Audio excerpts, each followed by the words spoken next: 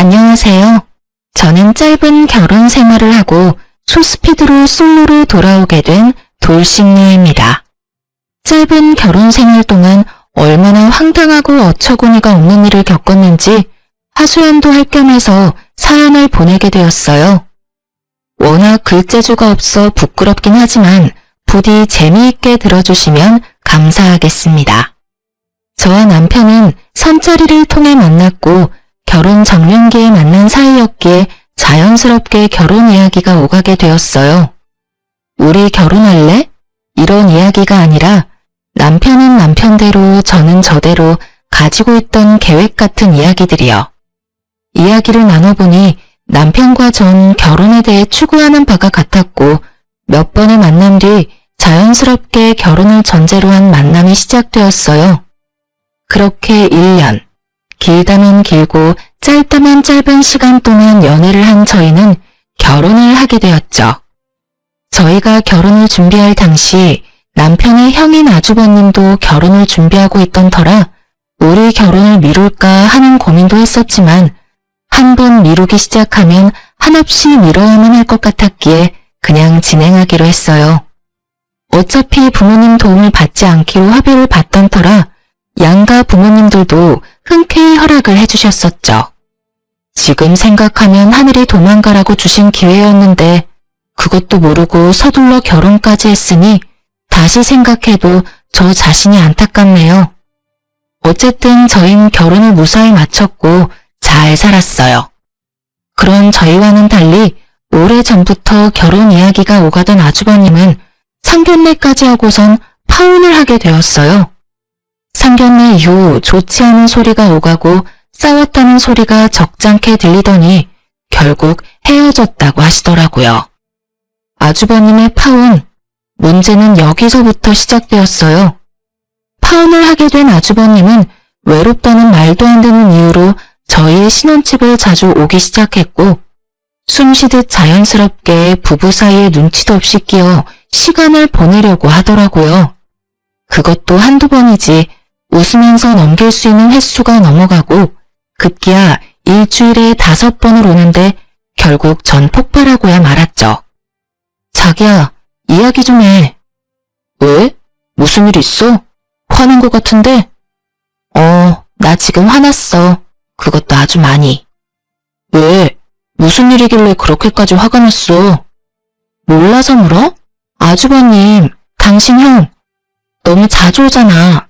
한 달에 한두 번도 뜨악할 일인데 일주일 5번은 해도 너무하잖아. 나 정말 불편해. 신우이가 온다고 해도 불편한데 하물며 아주버님은 남자잖아. 내가 얼마나 불편하겠어? 그리고 우리 신혼이야, 신혼. 아직은 알콩달콩해야 할 시기에 매번 아주버님이 끼어서 그게 뭐냔 말이야. 그러면 파혼하고 힘들어하는 사람 오지 말라고 그래.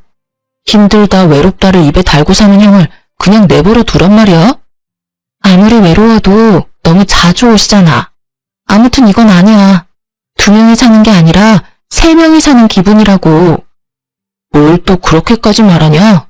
불편해도 조금만 참아주면 안 돼? 형이 한평생 외롭겠어. 그냥 형이 좀 편안해질 때까지 조금만 우리가 참고 이해해주면 되잖아. 그게 그렇게 힘들어? 저는 남편과의 대화를 통해 깨달았어요. 말이 통하지 않는 인간이라는 것을요. 형을 많이 따르고 남다른 정이 있다고 생각은 했었지만 이 정도일 줄은 상상도 못했던 거죠. 도무지 말을 들어먹을 생각이 없는 남편놈을 위해 전 한 가지 묘수를 생각해냈어요. 그날 저녁 남편은 저의 예상대로 제 말은 무시한 채 아주버님과 함께 집으로 함께 들어왔고 집으로 들어온 두 사람은 소파에 앉은 손님을 보고 화들짝 놀래더군요. 장인어른 오셨어요? 우리 사위 이제 오나? 사돈 총각도 놀러 왔나 보네요. 네, 사돈 어르신 오랜만에 뵙겠습니다. 그래요. 전 집으로 아빠를 불렀어요. 남편의 말대로 아주버님이 외로워서 오는 거라면 저희 아빠도 외롭긴 매한가지니 오시라고 한 것이었죠. 갑작스러운 아빠의 등장에 두 사람은 적잖게 당황을 하더라고요. 그랬겠죠. 사위 불편하다고 집에는 한 번도 오신 적이 없는 장인어른이 온다 간다 연락도 없이 떡하니 거실 소파에 앉아 계시니까요.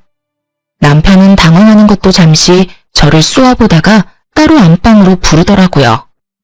왜? 나 저녁 준비 중인 거 안 보여? 저녁이고 뭐고 왜 장인어른이 우리 집에 있어? 왜? 당신 형은 와도 되고 우리 아빠는 오면 안 돼? 당신 정말 이런 식으로 나올 거야? 이게 뭐 하는 짓이야 유치하게. 뭐가 유치한 건지 난 모르겠네. 난 그저 당신이 외로운 형 챙기길래 나도 더 늦기 전에 외로운 우리 아빠 챙기기로 결심한 것뿐이야. 외로운 사람들끼리 다 모여서 저녁 먹자는데 그게 뭐 문제가 돼? 남편은 할 말이 없는지 그저 가자미 눈을 하고 저를 노려보더군요. 그런 남편의 눈빛을 무시한 채 전 거실로 나왔고 거실엔 몹시 불편해 보이는 아주버님과 이 모든 상황이 그저 재미있다는 듯 웃고 계시는 아빠가 있었어요. 이미 저에게 모든 상황을 전해들은 아빠는 괜히 아주버님에게 말을 걸더라고요. 뭐 잘 지냈냐, 소식은 들었다. 요즘은 만나는 사람이 없냐는 둥 안부를 묻는 말이요. 아빠의 질문이 계속될수록 아주버님의 표정은 애써 밝은 척은 했지만 눈에 띄게 굳어져 가더라고요. 그렇게 재미있는 상황이 이어지는 그때 남편이 방에서 나왔고 전 아빠에게 남편이 뒤집어질 이야기를 했어요. 아빠, 그러지 말고 오늘 자고 가. 내일 주말이잖아. 어차피 집에 가도 아무도 없는데 빈집에 가봤자 외롭기밖에 더해? 그러니까 오늘 그냥 자고 가라. 응? 내일 일어나서 외식도 하고 저녁까지 먹고 가면 되겠다. 그렇지? 그럼 우리 딸 집에서 오늘은 자고 갈까? 우리 사위 괜찮지? 네. 그럼요. 얼마든지 주무시고 가세요. 그래, 고맙네. 상황이 이렇게 되자 눈치만 살피고 있던 아주버님이 어색한 연기를 선보이기 시작하더군요. 맞다. 약속 있는 걸 깜빡했네. 사돈 어르신, 저 이만 가봐야 할 것 같습니다. 저녁 약속이 있었는데 깜빡하고 있었네요. 그러면 다음에 기회가 되면 또 뵙겠습니다. 이러면서 남편한텐 제대로 인사도 못 건네고 도망가는데 그 꼴이 얼마나 웃기는지. 금방이라도 터져나오려 하는 웃음을 허벅지를 꼬집어가며 참았네요. 아주버님이 돌아가는 모습을 흐뭇하게 보던 아빠는 저녁 식사를 맛있게 하시고 집으로 돌아가셨어요. 아무리 생각해도 사위가 불편할 것 같으니 잠은 다음에 와서 주무시겠다는 말을 남기시고요. 이렇게까지 했으면 충분히 반성하고 깨달은 바가 있을 거라고 생각했는데 그렇지 않더군요. 며칠 뒤 아주버님은 또 집으로 찾아왔고 저는 또 아빠를 불렀죠. 아무리 눈치가 없는 사람이라도 그런 상황이 반복되니 제가 본인의 방문을 달가워하지 않는다는 걸 알아챘는지 아주버님은 집으로 오지 않더라고요. 이제 방해꾼도 사라졌겠다. 본격적인 신혼이 시작될 거라고 기대했는데 상황은 이상한 방향으로 흘러가더군요. 집으로 오지 못하는 상황이 된 아주버님은 남편을 밖으로 불러내기 시작했고 저희의 또 다른 싸움이 시작되었죠. 하루가 멀다고 불러내는 아주버님도 이해가 되지 않았지만 날마다 신나서 아주버님을 만나고 다니는 남편이 더 이해가 되지 않더군요. 자기 가족이 그렇게 중요하면 왜 나랑 결혼까지 해서 날 이렇게 외롭게 만드나 이런 생각도 들었어요. 결국 점점 늦어지는 남편을 지켜보던 저는 2차 폭발을 하고 말았죠. 그날은 12시가 되기 5분 전 문을 열고 들어오는 남편을 보는데 머리 끝까지 화가 나더라고요. 그래서 전 소리를 냅다 질러버렸어요. 지금이 몇 시인 줄 알아? 또 아주버님 만났니? 그럼 내가 이 시간까지 누굴 만났겠어. 형이랑 저녁 먹고 이런저런 이야기하다 보니까 늦었네. 많이 기다렸어? 화가 머리끝까지 난 저와는 달리 남편의 표정과 말투는 평온하기 그지없었고 전 여기에서 더 흥분해봤자 저만 손해라는 생각에 긴 한숨을 쉰 후 말을 이어나갔어요. 그래봤자 결국 따지는 꼴이 되긴 했지만요. 여보, 당신이 생각해도 너무하다는 생각 안 해? 많이 기다렸냐고? 나 요즘 집에 와서 하는 일이 당신 기다리는 일뿐이야. 회사 일이 바빠서 매일같이 야근한다고 해도 섭섭할 것 같은데 당신은 당신 형이랑 노느라고 매일 이렇게 늦는 거잖아. 당신 이럴 거면 왜 나랑 결혼했어? 서로 한시라도 떨어지기 싫어서 매일 헤어지는 게 싫어서 결혼한 거 아니야? 그래서 한 결혼인데 왜 난 매일매일 외로워? 왜 이렇게 외로운 거냐고. 아주버님이 당신 친구도 아니고 그렇게 외로우시면 아주버님도 친구들 만나면 되잖아. 왜 하루가 멀다고 당신만 찾아? 난 있잖아. 도저히 이 상황이 이해도 안 되고 이 상황을 어떻게 받아들여야 하는지 모르겠어. 따지는 꼴이 되긴 했지만 전 최대한 감정적이지 않게 말하려고 애썼어요. 싸우려는 목적의 대화가 아닌 이 상황을 슬기롭게 풀기 위한 대화였으니까요. 하지만 남편은 이런 저의 의도와는 다르게 버럭 화를 내며 저를 나무라기 시작하더군요. 그러면 어떻게 해? 결혼하려다가 파혼했다는 소문이 친구들 사이에 다 퍼져 쪽팔려서 못 만나겠다는데. 파혼이 자랑할 만한 일이 아니란 건 저도 잘 알고 있습니다. 하지만 그런 이유로 한 가정의 가장이 된 동생을 날마다 부르는 게 제정신 박힌 사람이 할 짓인가요? 심지어 친형이? 말도 되지 않는 이유도 기가 막히는데 더 기가 막히는 말을 하기 시작하더군요. 당신이 우리 형이 집에 오는 것만 방해하지 않았으면 이런 일도 없었잖아. 나도 날마다 밖에서 형이랑 밥 먹고 시간 보내는 것 피곤해. 나라고 뭐 마냥 좋은 줄 알아? 그러게 누가 장인어른 내세워서 그딴 짓 하래? 이런 걸 보고 자업자득이라고 하는 거야. 알겠어? 이게 전부 내 탓이라고? 애초에 아주버님이 우리 집에 날마다 찾아오지만 않았어도 이런 일은 없었어. 어디서 모함질이야? 전 결국 참았던 화를 분출해버렸고 남편은 더는 말도 하고 싶지 않다며 방으로 들어가 버리더군요. 정말 그 순간 남편을 따라 들어가서 당장 이혼하자고 해버리고 싶은 걸 겨우 삼켰습니다. 그놈의 사랑이 뭔지. 이혼을 하기엔 그때까진 저는 남편을 너무 사랑했고 결혼한 지 얼마 되지 않았으니 맞춰가는 과정이라고 생각도 했던 것 같아요.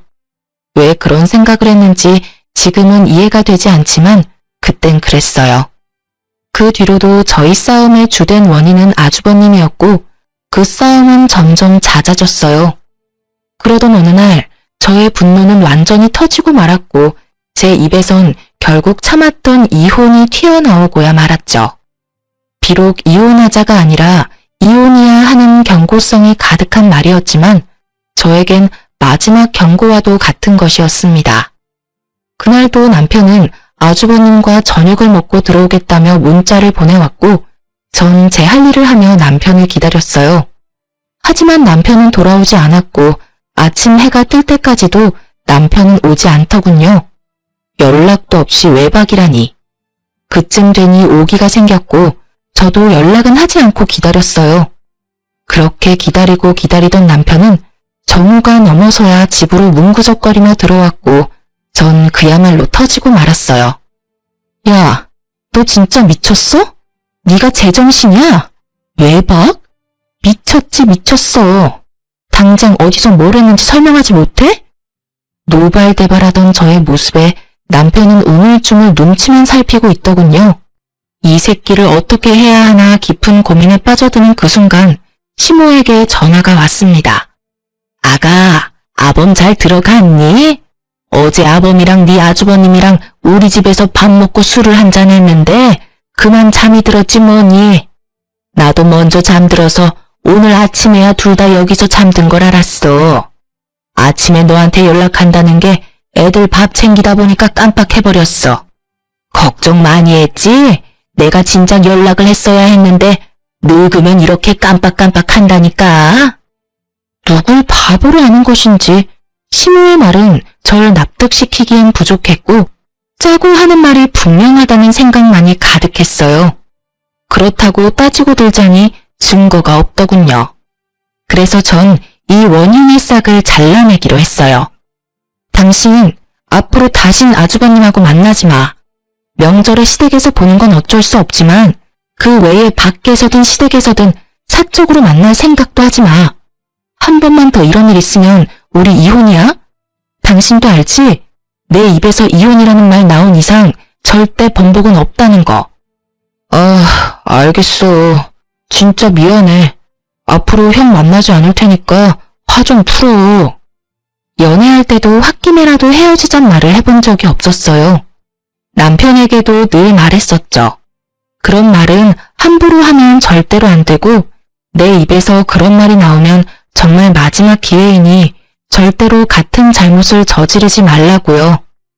남편도 그 말을 기억하는지 싹싹 빌며 제 마음을 달래주려고 노력했고 전 정말 마지막으로 주는 기회라고 다시 한번 강조해서 말해주었어요. 저의 경고가 있고 난 뒤 이대로는 정말 이혼당하겠다 싶었는지 남편이 좀 더 가정에 신경 쓰고 노력하는 모습을 보여주기 시작하더군요. 아주버님의 연락도 받지 않았고 어쩌다 통화라도 하는 날은 장인어른 핑계를 대며 나가지 않는 모습도 보이더라고요.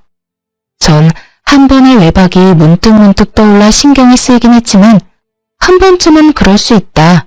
시댁에서 정말 술을 많이 마시고 잠들었겠지 라고 생각하며 애써 그 생각은 하지 않으려고 애썼어요. 앞으로 남편이 달라진 모습을 보이고 가정이 잘하면 큰 문제가 될 것 없다고 생각했으니까요. 그렇게 몇 달 남편은 저에게 충실했고 그야말로 100점짜리 남편이었어요. 전 다시 남편에게 조금씩 신뢰라는 것이 쌓여갔고 그 무렵 남편은 일이 바빠져 늦기도 했지만 저녁 10시를 넘기는 일이 없었기에 그런가 보다 하며 다른 쪽으론 의심하지 않았어요. 전 너무나도 안일하게 일상을 보내고 있었던 것이었어요. 그러던 어느 날 저에게 청천벽력 같은 일들이 한꺼번에 일어났어요. 그 당시 제가 다니던 회사 사정이 어려워져 인원 축소에 들어가게 되었고 유부녀인 저는 권고사직 1순위 대상자가 되었죠. 결국 전 아무것도 못 챙기고 쫓겨나기 전에 소정의 위로금을 받고 권고사직을 받아들이기로 했어요.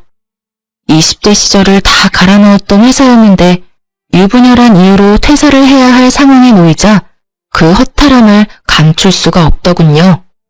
짐을 챙겨 회사를 나오며 터지려는 눈물을 꾹 참고 남편에게 전화를 걸었더니 낮 시간이라 회사 일이 바쁜지 전화를 받지 않더라고요.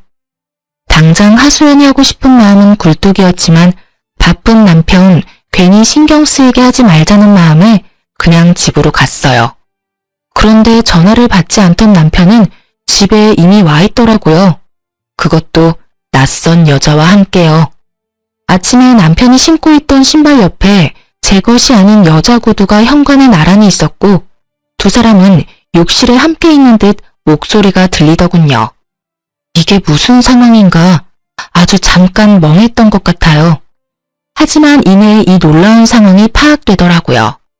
제가 퇴사당한 것을 상상치도 못한 남편놈은 제가 그 시간에 집으로 돌아올 거란 생각은 전혀 하지 못했고 집으로 여자를 끌어들여 욕실에서 좋은 시간을 보내느라 제가 오는 소리조차도 듣지 못했던 것입니다. 집에 여자까지 끌어들인 새끼가 어쩜 그렇게도 조심성조차 없는지 당장이라도 욕실 문을 열어젖혀 두 연놈을 가만두고 싶지 않은 마음을 억누른 채 일단 밖으로 나와 지하 주차장에 세워진 제 자동차에 몸을 실었어요. 그리고 전 미친 남편 새끼를 어떻게 처리해야 할지 생각하고 또 생각했어요. 도저히 그냥 이혼만으로는 제 분이 풀리지 않을 것 같았거든요. 그러면서도 제 두 눈은 공동 현관문만을 주시하고 있었죠. 그렇게 머리론 생각을, 눈은 공동 현관문을 보고 있는데 주차장에 익숙한 자동차가 빠른 속도로 들어오는 것이 아니겠어요? 그 차는 아주버님의 차였는데 차 안에는 아주버님과 함께 여자가 타 있었고 놀랍게도 집에서 나온 두 연놈이 자연스럽게 아주버님의 차를 타더라고요. 그 모습을 보는데 손뿐 아니라 다리까지 다 떨려오더군요. 눈물도 나지 않았어요. 그저 머릿속에 이 치욕감과 배신감을 어떻게 되갚아줘야 두 발 뻗고 잘 수 있을까? 이 생각만이 가득했죠. 전 제대로 된 복수를 위해 사람을 붙이기로 결심했고 얼마 후 남편의 자료를 받은 날 저는 정말 경악을 금치 못했습니다. 사건의 전말은 이러하더군요. 아주버님과 어울려 다니던 남편은 업소를 비롯해 나이트도 다니기 시작했고 나이트에서 만난 유부녀와 외도를 저지르고 있었던 것이었어요. 그런 미친 짓을 하는 남편놈의 곁엔 아주버님이 늘 함께였고 아주버님 역시 행실이 대단히 더럽더라고요. 집까지 끌어들인 여자는 나이트에서 만난 유부녀였고 아주버님 차에 타고 있던 여자와 상간녀는 서로 친구 사이로 그 여자 역시 유부녀였어요. 끼리끼리 잘 놀다가 끼리끼리 잘 만났다는 생각이 들면서 앞으로의 복수 계획이 눈앞에 펼쳐지더군요. 일단 전 흥신소에서 알려준 두 여자의 남편에게 연락을 해 상황 설명을 하며 만나자고 했어요. 두 남자는 저를 의심하면서도 약속 장소로 나왔고 전 두 남자에게 제가 받은 사진들을 보여주며 현재 내 남편과 아주버님이 누굴 만나고 어떤 짓을 하고 있는지 알려주었어요. 그러면서 한 가지 간곡한 부탁을 했어요. 이제 제 말 믿으시죠? 사진을 보셨다시피 지금 상황이 꽤 경악스러워요. 저도 처음에 모든 사실을 알았을 땐 믿기지도 않았고 믿고 싶지도 않았는데 애석하게도 이게 현실이더라고요. 그래서 어떻게 복수를 해야 하나 이리저리 생각해봤는데 아무리 생각해도 혼자서 하는 복수는 성에 차지 않을 것 같아서 이렇게 연락드리게 됐어요. 부탁을 좀 드리려고요. 전 상간녀 소송을 물론 진행할 예정이고 두 분께도 소송을 부탁드리려고 합니다. 제 남편 그리고 아주버님한테 상간남 소송 꼭 좀 해주세요. 부탁드립니다. 저의 부탁에 두 남자는 굳이 부탁까지 하지 않아도 당연히 소송을 하려고 했다며 흔쾌히 저의 뜻에 따라주기로 했습니다. 그렇게 약속을 받아낸 저는 지체하지 않고 점심시간에 맞춰 남편의 회사 앞에 찾아갔어요. 저의 예상대로 사람들이 줄지어 나오고 있었고 남편 역시 그 사이에서 모습을 드러내더라고요. 저를 발견한 남편은 반가운 얼굴을 하며 달려왔고 전 준비된 말을 했어요. 여보, 회사 앞까지 무슨 일이야? 밥은? 점심 같이 하려고 왔어? 점심 같은 소리 하네. 이혼하자고 말하려고 왔어. 우리 이혼하자. 뭐? 이혼? 갑자기 무슨 이혼이야. 말을 알아들을 수 있게 해. 갑작스러운 이혼 통보로 당황하는 놈을 이해시키기 위해 그 발칙한 얼굴 위로 상간녀와 남편놈의 다정한 모습이 찍힌 사진들을 뿌려주었어요. 그러자 그 사진들이 뭔지 알지도 못하는 남편놈은 되레 화를 내더군요. 이게 무슨 짓이야? 너 진짜 미쳤어? 갑자기 찾아와서 이혼 타령을 하지 않나? 이건 또 뭐 하는 짓이야? 나한테 소리치기 전에 바닥에 떨어진 사진 구경이나 해. 그러고 나서도 나한테 할 말이 있다면 그때 짓거려 보든가. 아마 할 말은 없을 테지만 말이야. 제 말에 남편은 바닥으로 시선을 떨구었고 사진을 살펴보던 남편의 눈썹이 파르르 떨리더군요. 제가 예상했던 대로 어느새 저와 남편 주변엔 많은 구경꾼들이 몰려들었고 남편은 주변 소음에 아차 싶었는지 저에게 뭐라고 변명할 정신도 없이 바닥에 떨어진 사진들을 미친 듯이 줍기 시작하더군요. 허겁지겁 줍는 꼴이 얼마나 한심하고 꼴 같지도 않던지. 전 그 길로 집으로 돌아왔고 비밀번호를 바꿔버렸어요. 모든 것이 밝혀진 이상 더는 그놈과 한 집에 있을 필요가 없었으니까요. 어느새 남편의 퇴근 시간이 지나고 그렇게 오라고 애원해도 오지 않던 남편놈은 아주 칼퇴근을 하고선 집으로 돌아왔더라고요. 비밀번호를 누르는 소리와 문을 두드리는 소리가 번갈아가며 들려왔지만 당연히 전 문을 열어줄 생각이 없었고 조용하다 싶었던 남편은 시댁으로 갔는지 시모에게서 전화가 오기 시작하더군요. 그 역시 상대할 가치가 없다고 생각한 저는 시모 전화도 무시했고 그 후로도 시댁의 모든 연락에 무시로 일관했어요. 그렇게 전 연락은 절대 받지 않으며 바쁘게 지냈습니다. 변호사도 선임하고 혹시 모를 상황을 대비해 소송 준비도 시작했죠. 변호사분 말씀으론 증거가 워낙 확실해 걱정할 것 없다고 했지만 뭐든 확실한 게 좋았던 저는 준비한 자료들을 확인하고 또 확인했어요. 그날도 마찬가지로 변호사분과 만나 이혼과 소송에 관해 이야기를 나누고 집으로 돌아왔는데 글쎄 저희 집 도어락이 다 뜯겨 있더라고요. 처음엔 도둑이 들었나 싶었어요. 처참하게 뜯긴 도어락을 보는데 집에 들어가기가 꺼려지더라고요. 경찰에 신고를 하려는 순간 뜯긴 도어락 구멍 사이로 낯익은 신발들이 보이더라고요. 전 설마 하는 마음으로 집으로 들어갔고 그 설마는 저희 집 거실에 현실이 되어 있더군요. 모두 예상하시다시피 시모와 남편 그리고 아주버님까지 제 집인 양 소파에 앉아 절 기다리고 있더라고요. 정말 이게 무슨 상황인가 싶으면서도 어이가 없더라고요. 문이 잠겨 있어 열지 못하면 돌아가거나 얌전히 기다려야 하는 게 상식 아닌가요? 남의 집 도어락을 뜯어내는 것이 범죄라는 걸 전혀 알지 못하는 듯 세 사람은 제가 집으로 들어가자 각자 팔짱을 끼며 노려보더군요. 이게 무슨 짓들이세요? 밖이 너무 춥지 않니? 비밀번호는 모르고 그렇다고 다 늙은 내가 언제까지고 기다릴 순 없는 일이지 않니? 그래서 사람 불러서 문 좀 열고 들어왔다. 그렇다고 남의 집 문을 뜯으면 안 되죠. 이거 전부 범죄라고요. 알긴 아세요? 뭐? 범죄? 너 정말 말 섭섭하게 한다. 에휴, 일단 흥분을 가라앉히고 좀 앉아보렴.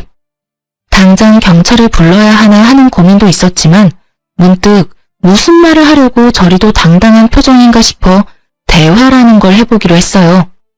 당당한 얼굴을 한 시모의 입에서 나오는 말은 뻔뻔하기 그지없더라고요. 내 이야기 다 들었다. 네 마음이 어떨지는 같은 여자인 내가 잘 알아. 그렇지만 그렇다고 멀쩡한 남편을 닭 쫓듯이 쫓아내면 어떡하니?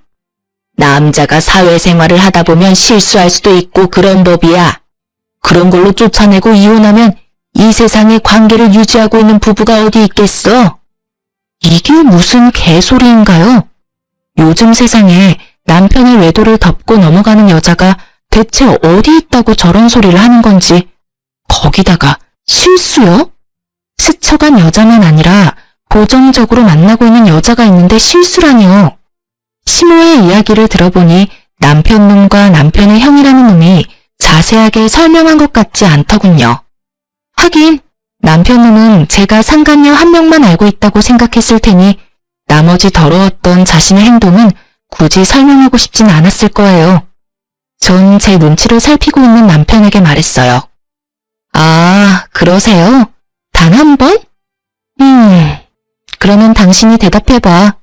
100번, 1000번 양보해서 사회생활하다 일어난 단 한 번의 실수였으면 내가 다시 한번 생각은 해볼게. 정말 모든 걸 다 걸고 단 한 번뿐인 실수가 맞아? 남편 놈은 제가 모든 거를 알고 있다는 사실을 모른 채 기다렸다는 듯 타이밍 좋게 눈물까지 글썽이며 준비한 대사를 뱉어내기 시작하더라고요. 그 모습을 보는데 정말 구역질이 다 나더군요. 정말이야. 나 정말 한 번, 그것도 충동적으로 스치듯 만난 여자였어. 마음을 준 적도 없고 정말 실수였어. 앞으로는 그런 일 절대 없을 거라고. 무슨 이어달리기도 아니고 남편놈의 말이 끝나자 아주버님이라는 작자가 말을 이어받아 남편놈의 변호를 하고 나서더군요. 이 녀석 말 다 사실이에요. 재수씨, 제가 다 증명할 수 있어요. 이 녀석은 바람을 피울 녀석이 못 된다고요. 아, 그래요? 저 사람이 바람 피울 사람이 못 된다, 이 말이죠? 예. 그리고 재수씨가 이번 일만 넘어가 주시면 제가 다신 이 녀석 불러내지 않을게요.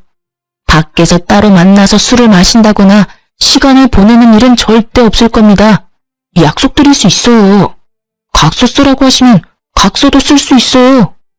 이런 와중에도 당당한 시모와 금방이라도 내게 무릎을 꿇고 싹싹 빌 것만 같은 두 남자를 보고 있자니 어이가 없어 웃어버렸어요. 그렇게 소리내어 웃자 세 사람은 절 무슨 미친 여자 보는 듯이 쳐다보더라고요. 아, 이 어이없는 연기를 보고 있는데 어이가 없기도 하고 미치고 팔짝 뛰겠어서 웃음이 다 나네요. 그럼 이제 이것 좀 보시면서 이야기 나눌까요? 전 준비된 사진을 가지고 와 시모에게 한 장 한 장 보여주며 정성스레 설명까지 해주었죠. 천천히 나열되는 사진과 설명에 시모의 얼굴은 점점 굳어지더라고요. 잘 보세요. 이건 지금 저 새끼가 만나는 여자랑 저 새끼의 다정한 사진. 아, 심지어 이 여자는 저희 집까지 들락날락한 여자예요. 아주 두 사람이 어찌나 좋아 죽던지 이혼할 마음을 그때 먹게 됐지 뭐예요. 아, 이 사진도 대박 아닌가요?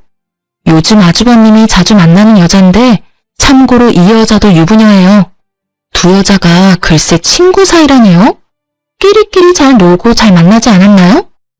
그리고 이건 바람 피우고 있는 여자가 있으면서도 부지런히 아들 두 분이 나이트를 밤마다 들락날락하고 있는 사진. 이 사진 보고서 제가 충격이 제일 컸는데 한번 봐보세요. 이건 나이트에서 성과가 좋지 않은 날에 가서 놀던 업소예요. 아, 아시죠?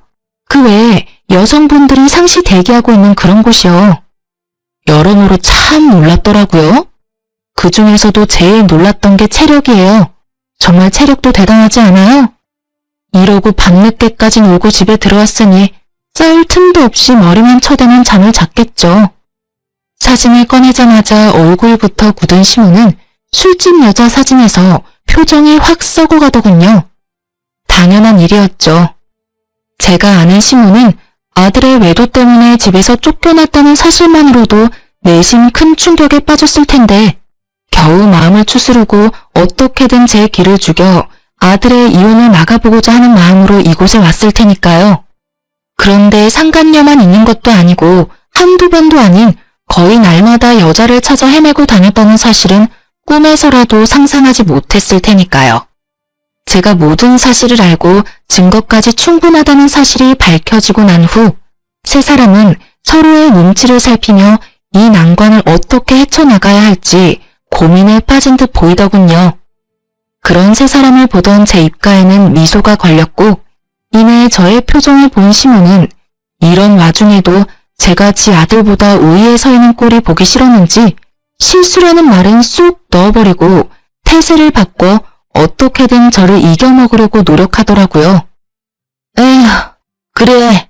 어떤 상황인지는 잘 알겠고 그래서 이혼을 바란다 이 말이지?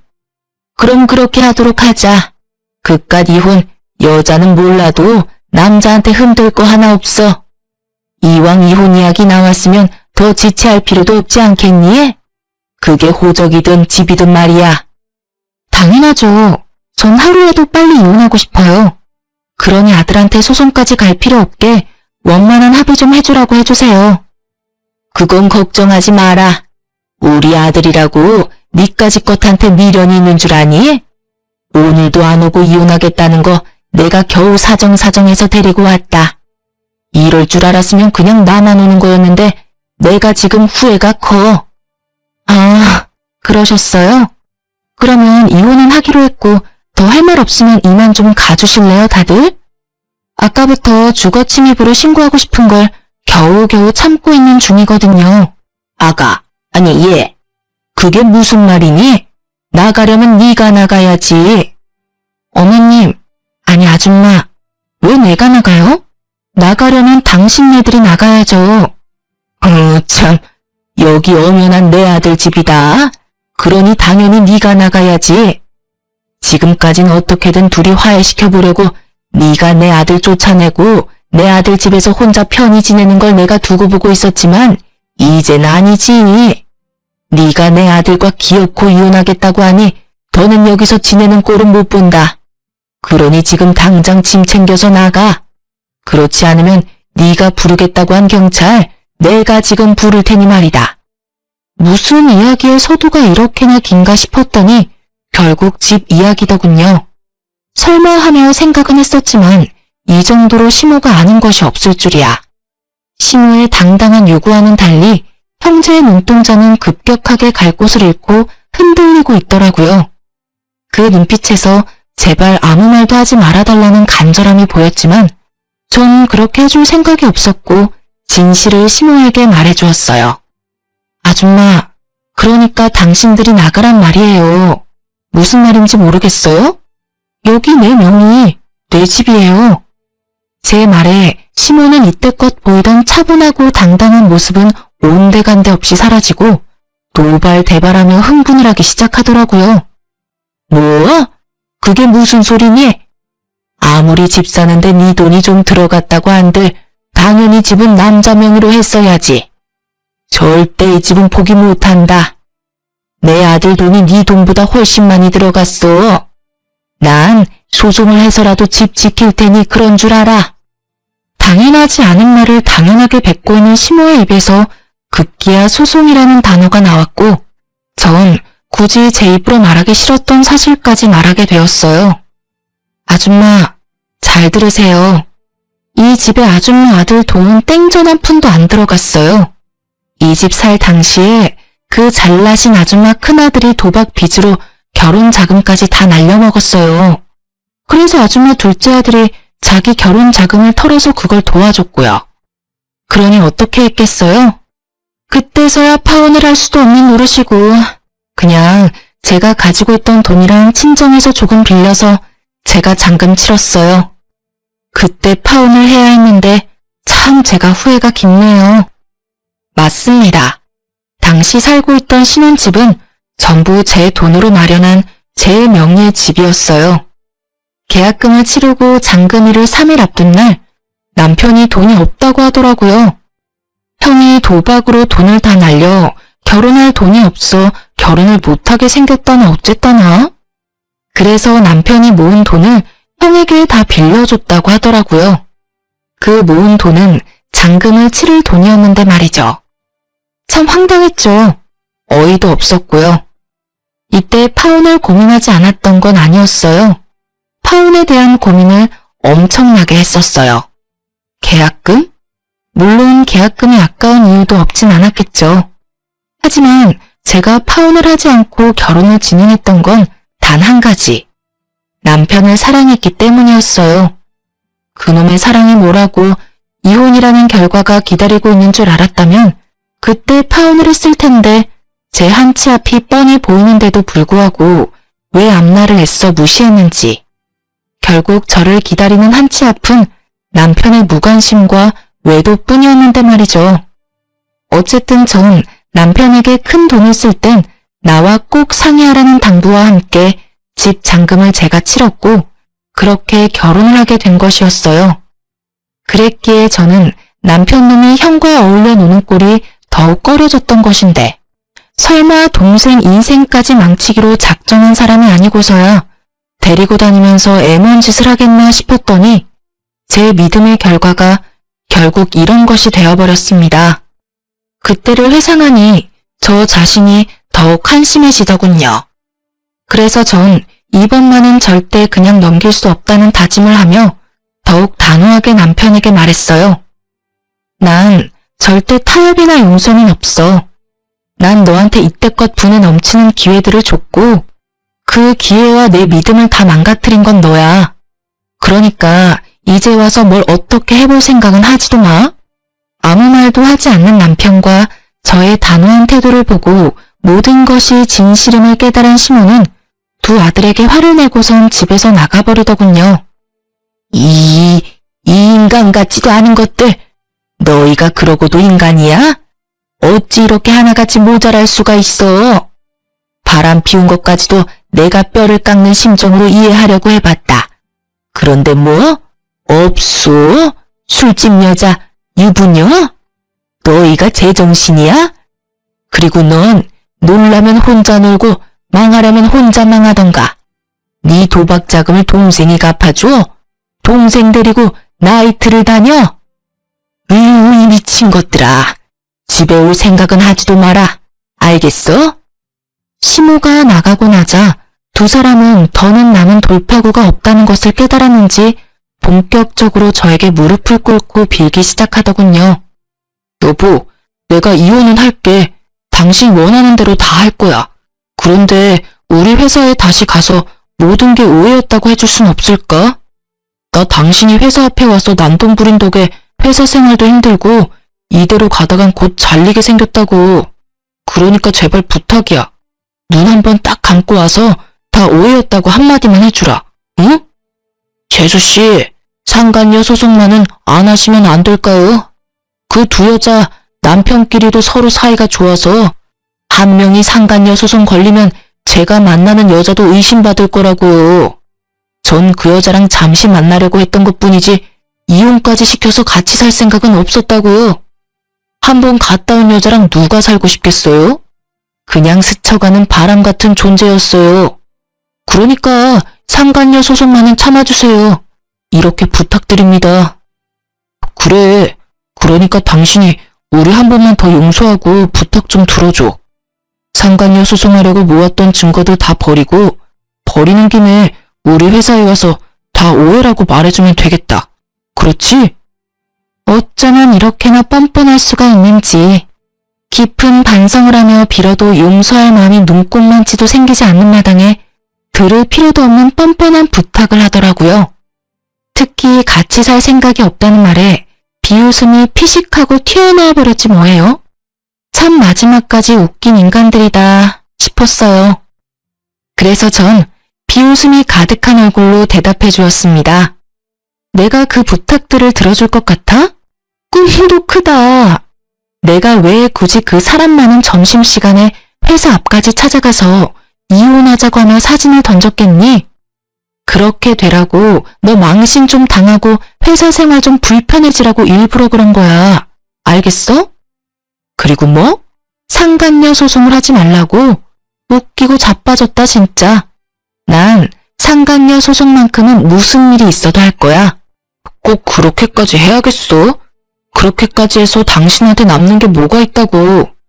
그러지 말고 한 번만 더 잘 생각해주라. 부탁이야. 남는 거? 그래, 뭐 대단한 게 남겠어? 그냥 뭐 기분이나 좀 좋고 돈이나 좀 생기겠지. 근데 있잖아, 내가 아까 네 엄마한테 하는 말 잘 못 들었나 본데 나 네가 이 집에서 인연이랑 무슨 짓거리까지 했는지 다 알고 있다니까? 그날 하필이면 내가 퇴사를 하게 돼서 일찍 집에 오게 됐지 뭐야. 그래서 두 연놈이 이 집에서 얼마나 행복했는지 다 듣고 봐버렸는데 내가 가만히 있을 거라 생각해? 날 얼마나 우습게 봤으면 바람 피운 것도 모자라서 다른 곳도 아니고 신혼집에 여자를 데리고 와? 네가 제정신이야? 네가 사람 새끼냐고. 저의 울분에 두 사람은 더는 말을 잇지 못하더군요. 그저 고개를 떨구고 한숨 섞인 눈물만 흘릴 뿐이었죠.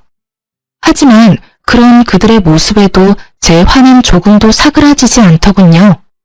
그래서 전 그들을 더욱 절망에 빠뜨릴 말을 해주었습니다.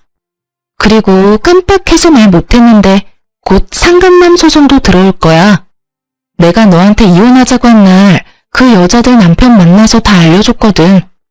두 사람 다 상간남 소송은 당연히 하겠다고 하더라. 이참에 깔끔하게 이혼들 하시고 자유롭게 만나면 되겠네? 아무튼 자유롭게 만나든지 말든지 그건 알아서더라고. 돈이나 준비해, 두 사람 다. 내 위자료, 상간남 위자료, 돈 들 일 많을 테니까 말이야. 아 맞다. 오늘 도어락 부수고 주인도 없는 집에 막무가내로 들어온 것도 무단 침입으로 걸 거니까 여러모로 각오하는 게 좋을 거야. 제 말에 두 사람은 손이 발이 되게 빌기 시작하더군요. 이미 제 손을 떠난 일인데도 불구하고 말이죠. 전 울고불고 하는 두 사람을 경찰에 신고했고 총알처럼 빨리 와주신 경찰관이 두 형제를 끌고 나감으로써 상황은 마무리되었네요. 그 뒤론 일사천리였어요. 이혼하는 데까지 시간이 걸리긴 했지만요.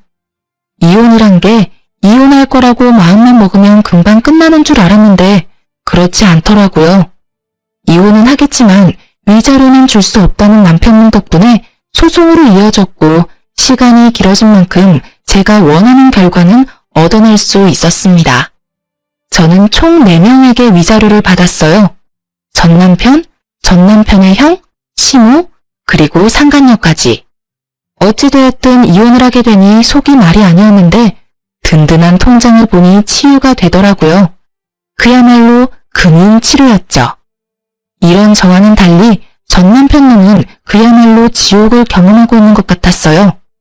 마지막으로 법원에서 만났을 당시 행색이 형편없는 것도 통쾌했지만 절 정말로 통쾌하게 했던 건 전 남편의 말이었어요. 내가 요즘 어떻게 사는 줄 알아? 빚도 빚이지만 회사 생활이 아주 개떡같다고. 내가 너 때문에 요즘 사는 게 아주 지옥이야, 지옥. 내가 너 매정한 건 알았지만 어떻게 그렇게까지 매정하냐? 네가 그딴 년이니까 내가 바람까지 핀 거야. 알겠어? 그래, 그거야. 네가 빚에 허덕이는 것도 회사 생활이 개떡같이 된 것도 곧 회사에 잘리게 되더라도 거긴 내 탓은 하나도 없어. 방금 네가 말했듯이 모두 다 네가 바람까지 쳐 폈기 때문에 이 모든 일이 일어난 거야. 알겠어? 이 개만도 못한 새끼야. 아, 내가 개만도 못한 놈이랑 무슨 말을 하고 있냐. 그냥 갈 길 가고 다신 마주치지도 말자. 부탁이다. 어? 이렇게 그놈과의 짧지만 질긴 인연이 끝이 났어요. 법원에서 들은 말인데 전 남편도 전 남편이지만 그 형도 여기저기 위자료를 주느라 빚더미에 앉았다고 하더라고요. 끝까지 두 아들을 거부하던 시모는 두 아들이 빚더미에 앉게 되자 결국 받아줬다고 하더군요. 기껏 다 키워서 출가시켰던 아들들이 빚만 가득하는 채 다시 돌아왔을 때의 그 심정. 경험해보지 않아도 노년이 아주 고달플 거란 것은 확실히 알겠더라고요. 거기에다가 회사까지 잘리게 되면 꽤 볼만할 것 같지 않나요? 요즘 전 꽤 괜찮게 살고 있어요. 짧은 결혼 생활로 이혼녀 딱지가 붙어버린 사실이 때론 좀 억울하긴 하지만 그런 생각이 들 때면 금융치료로 재빠르게 생각을 환기시켜주고 있어요. 그러면서 그 모든 걸 참고 살았으면 제 명예 살지 못했을 거라며 위안으로 삼고 있어요. 아, 취업도 했어요. 비록 아빠의 사업체이긴 하지만요. 지금은 격리 업무를 보고 있긴 하지만 곧 현장에도 투입되어 실무도 배우게 될 것 같아요. 아빠 사업체로 취업하며 집도 처분했고 시집을 가기 전과 마찬가지로 아빠와 함께 살고 있어요. 아무래도 이혼 후 제 상태가 불안정해 보이셨는지 외롭다는 핑계로 들어왔으면 한다고 하시더라고요. 그렇게 아빠와 다시 살게 된 저는 아빠의 잔소리가 심한 날엔 사춘기 소녀처럼 아빠와 투닥이기도 해요. 이혼하고 다시 집으로 돌아올 땐 아빠에게 상처 드린 만큼 더 잘할 거라고 다짐 또 다짐을 했었는데 정신 차려보면 아빠 잔소리에 도망치는 제 자신을 발견하네요.